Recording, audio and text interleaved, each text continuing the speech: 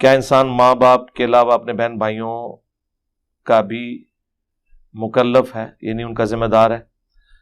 صرف ایک صورت میں ہو سکتا ہے، اگر وہ ان کا گارڈین ہے اور فائنینشلی ان پٹ ان کو دے رہا ہے، اور اس میں بھی ظاہر ہے ماں کے ساتھ تو سختی نہیں ہو سکتی، لیکن چھوٹے بہن بھائیوں کے ساتھ آپ تھوڑی بہت سختی کر سکتے ہیں.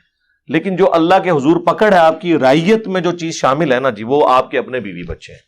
باقیوں کو آپ نے صرف دعوت دینی ہے، بیوی بچے جو ہیں ان پہ آپ کا آرڈر چلے گا. قوا انفسکم واہلیکم نارا، بچاؤ اپنے آپ کو اور اپنے گھر والوں کو دوزخ کی آگ سے.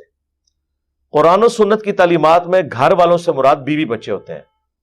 انڈیا پاکستان میں گھر والوں سے مراد ماں باپ ہوتے ہیں اور بہن بھائی، اور بیوی بیچاری آخری پرائورٹی پہ ہوتی ہے. لیکن قرآن و سنت میں اسی لیے آپ کو ساس کا رشتہ ہی نہیں کہیں ملے گا. ٹائم قیامت تک کہ مجھے کوئی بتائے کہ وہ ساس کے حقوق اور اس قسم کے کوئی آپ کو چیپٹرز ملے، کانسیپٹ ہی نہیں تھا.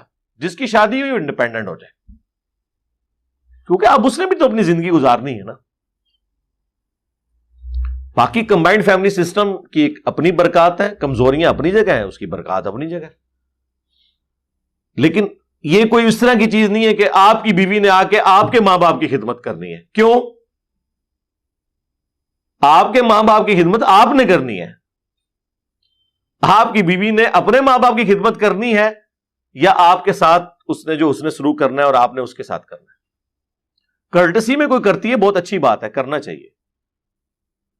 ہمارا فیملی سسٹم تو اسی طریقے سے چل رہا ہے، لیکن یہ کوئی اوبلیگیٹری نہیں ہے اس طریقے سے چیز.